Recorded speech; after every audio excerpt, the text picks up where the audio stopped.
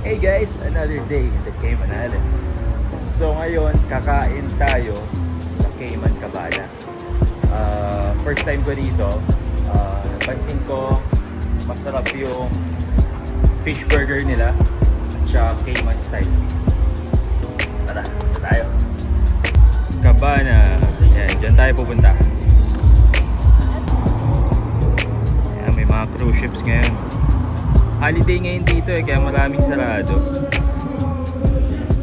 Pero itong mga kainan, karamihan sa kanila bukas naman.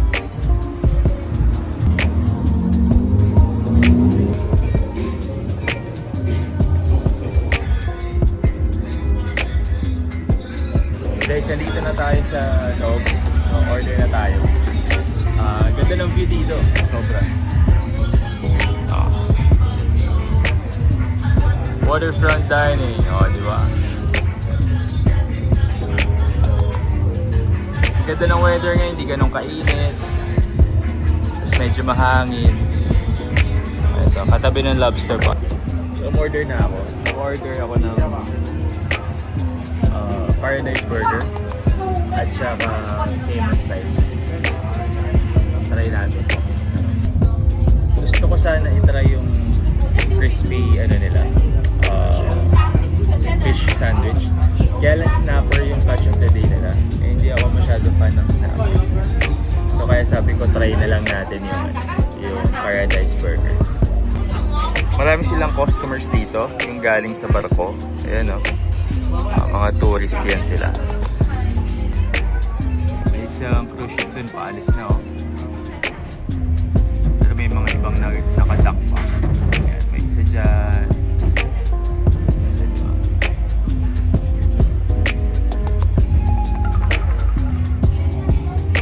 Papunta sa cruise ship, wala kasing dock dito.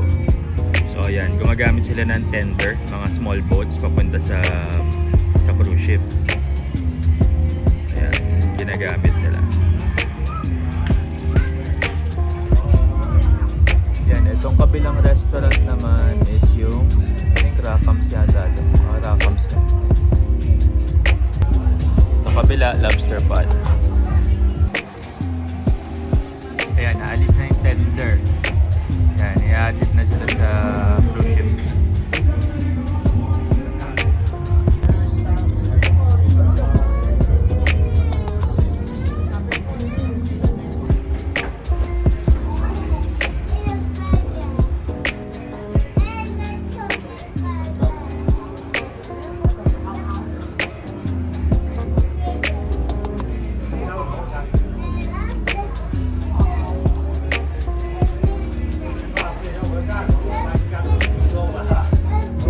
Patin nila.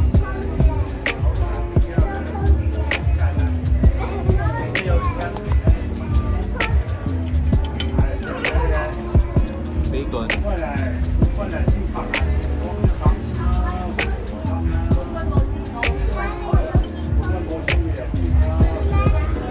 Something coleslaw.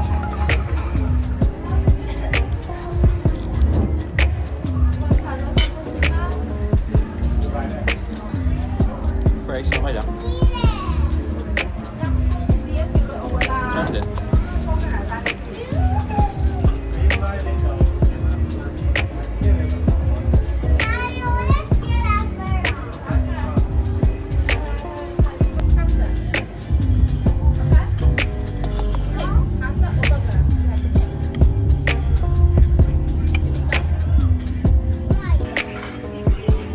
Cayman style.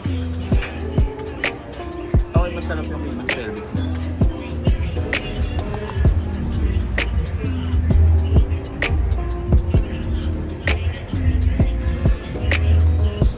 Spark na yun na rice and beans.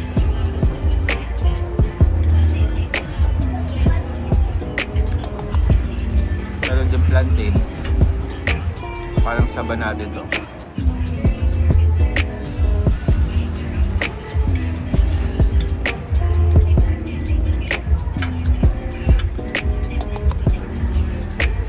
Sarap din yung coleslaw nila.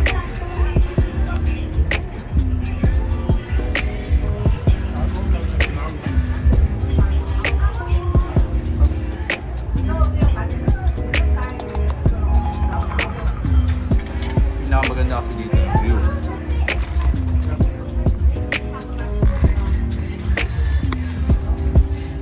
Tignan mo yung view, oh. Kumakain kayo ng view mo, di ba? Sarap. So kakatapos ko lang kumain sa Cabana. Ang masasabi ko lang, okay siya, masarap. Yung Cayman style, nothing special, pero masarap siya. Yung burger, nagustuhan ko siya. Siguro more than quarter pounder yung size nun. Masarap siya. Tapos yung presyo niya kasi, not bad na yon para sa waterfront dining. So yung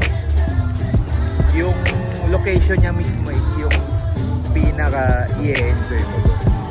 So far, gusto natin try yung ibang mga menu natin. Try natin yung ibang menu nila. Pagtagal, try natin bumalik sa ibang pagkakataon. Masarap siya. So, andito tayo ngayon sa town. Yan. So, maraming mga bilihan ng mga ito yung mga shopping area.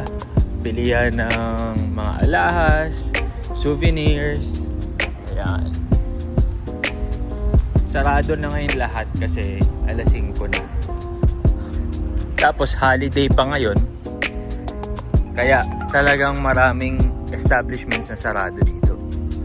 Burger King, sarado. Holiday. Yeah, Ash Wednesday nga pala ngayon. So, yan ang holiday today. Pag holiday, masarap maggala sa town. Although sarado lahat. Pero, medyo peaceful. Konti lang yung tao. Ma-enjoy mo yung paglalakad. Bus station sa Cayman Islands. Yan ang bus station. Tapos ito naman Starbucks. Ito yung post office dito sa Georgetown. Ayan. Kasi may mga shopping area dyan. May kainan. Ito duty free. Mga bilihan ng pabango. Tapos ito merong Alfresco restaurant. Matagal na yun nandyan. Naman Victoria's Secret, Mac. Ayan yung mga mahihilig mag-shopping. Mag-enjoy kayo dito. Siyempre mas mahal nga lang kasi Cayman Island dollar eh. Ito bilihan ng pabango.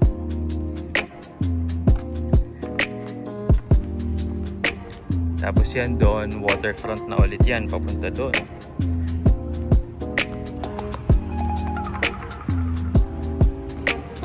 Yan, may mga public ano din dito, water station, water fountain. Diba, walang katao-tao. Basta holiday dito, ako, karamihan talaga sarado. Karaniwan ng mga bukas talaga, mga kainan. Yan, yung mga supermarket hanggang 6 PM open yan sila.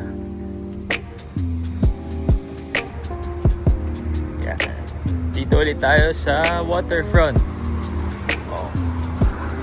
Ang ganda ng ano ngayon, no? Ang ganda ng dagat ngayon, hindi maalon. For the past few weeks, meron kasing cold front dito. Sobrang alon dyan sa harap.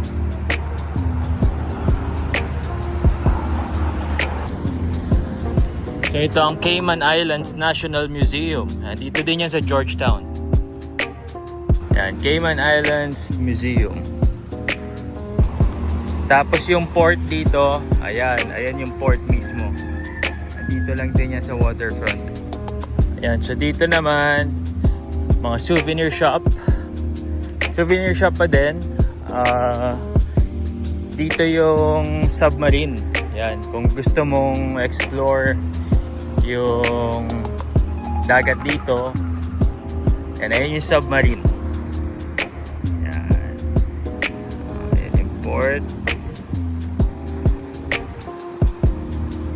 Tapos ito yung Bayshore Mall. Yan, parang outdoor mall yan.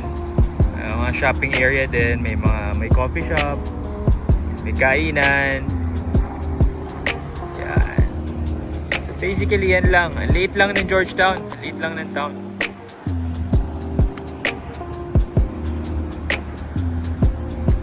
dito sa Cayman Islands, kahit sabihin mong isla siya, kahit sabihin mong maliit na isla siya, hindi ka mauubusan ng shopping spot dito, shopping area.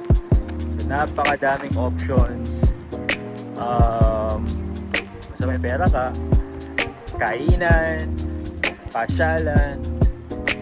So, dito mag-e-enjoy ka talaga. Ito naman ng KFC yan. May maliit na KFC dito sa island. Oh, dito. Nasa waterfront yan mismo. Ayun na yung dagat. Oh, yan oh. Merong mga murang souvenir shop dito. Not bad. Mura na yan. Dito siya sa harap mismo ng ng Royal Bank of Canada. So yun guys, dyan nagtatapos yung araw natin. Napakaliit lang naman kasi ng Georgetown. Yun na yun, halos yun na yung inikot natin. Yun na yung mga pinakita ko sa inyo. Madaming kainan, madaming shopping area, mga bangko. Yan, yun ang makikita mo sa mismong town. So ngayon, nandito ako sa waterfront pa din.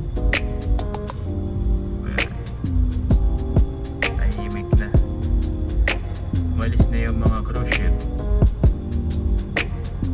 So that's it guys. So paano? Follow nyo ako. Then samahan nyo ako kung mamasyal dito sa Cayman Islands. Sa OFW. Dapat syempre enjoy pa rin natin yung lugar kung saan tayo nagtatrabaho. So karamihan ng mga tao pupunta dito para magbakasyon. So tayo, enjoy natin yun as much as we could. At least hindi tayo kailangan gumastos ng malaki para ma-enjoy ito. Yung dagat libre, paglalakad sa town libre, so maraming libre pa din kahit pa paano. Siyempre kailangan mo lang bumili pagkain, enjoy mo lang ng konti, treat mo lang yung sarili. So that's it. Kita-kits tayo sa next vlog. Follow nyo ako. And that's it for today.